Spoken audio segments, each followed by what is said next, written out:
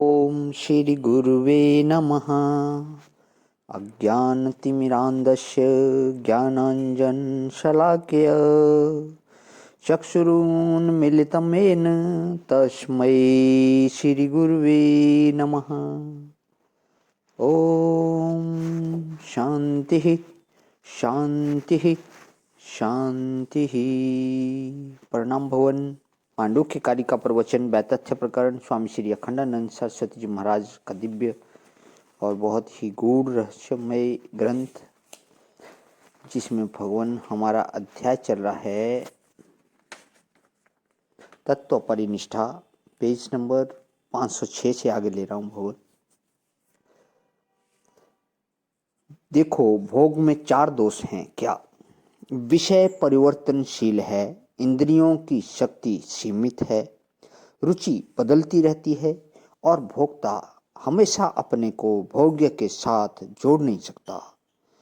तो जो लोग समझते हैं कि अब ये हमारे साथ बंध गए, ये भ्रम में हैं। भोक्ता भोग्य के साथ बंध गए, ये भ्रम में हैं। भोक्ता भोग्य के साथ बंधेगा नहीं, रुचि एक शरीक नहीं रहेगी, इंद्रियों में शक्ति रहेगी नहीं और विषय बदल जाएगा। तो भोग में क्या सुख है? यह तो महाराज विषय भोग से क्षणिक तृप्ति होती है। जैसे फोड़े में खूब दर्द हो और वह फूट जाए तो बड़ी शांति मिलती है, ऐसे ही यह विषय भोग का सुख है। असल में वर्तमान दर्द से मनुष्य को दुख नहीं होता। यह तो जो डॉक्टर लोग कह देते हैं कि इससे यह रोग हो जाने की संभावना है, पीड़ा उसको उसकी होती है। एक आदमी को जुकाम हुआ, बड़ा घड़बड़ाया, बोला कि क्या हुआ? उसने बताया कि हम डॉक्टर के पास गए तो उसने कहा कि निमोनिया होने का डर है। अब मैंने कहा कि तुमको डर काहे का लगता है? जुकाम है, उसकी तकलीफ हो रही है कि जो आगे निमोनिया होने वाला है उसकी तकलीफ है? यह देखो, मन की कमजोरी से डॉक्टर लोग अपनी फीस और अपनी दवा से जीविका चलाते हैं, तो इसी को दर्द बोलते हैं। धर्म भयम ददाति, इसमें भय हो जाता है, पीड़ा नहीं होती है। एक बार की बात है, हमारे गांव में गन्ना पेरते हैं, रस निकालते हैं। गन्ने का रस कड़ाहे में पक रहा था। जब उबाल आता है तो उसको चलाते हैं कि वह कड़ाहे के बाहर ना जाए।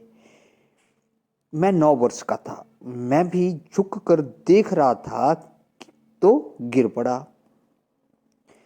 पड़ा तो एक हाथ उस रस में चला गया।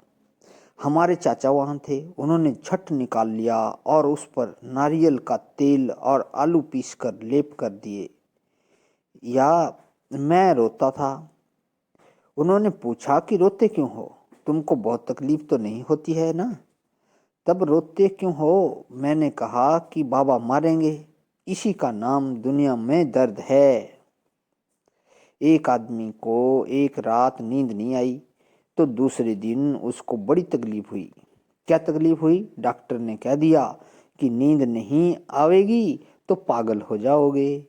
तो नींद न आने की तकलीफ नहीं हुई, पागल होने के डर से तकलीफ हुई।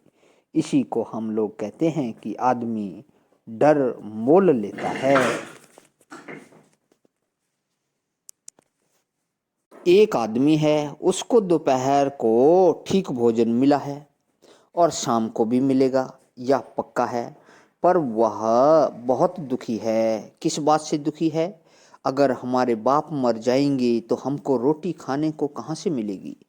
अब लो, इसी को दर्द बोलते हैं। तो देखो, कई लोग भोग की कमी से, कई लोग इंद्रियों की शक्ति की कमी से, कई लोग शरीर की कमी से और कई लोग मन की कमी से दुखी होते हैं। यह जैसे शरीर कभी पूरा होने वाला नहीं है, वैसे मन भी कभी पूरा होने वाला नहीं है। यह जो लोग समझते हैं कि हम दवा दारू करके अपने शरीर को स्वस्थ कर लेंगे और फिर क्या मजा लूटेंगे, यह बिल्कुल कल्पना का आनंद है। ना तो शरीर कभी पूरा स्वस्थ होगा और ना तो तुम्हारी कल्पना का आनंद तुमको कभी मिलेगा।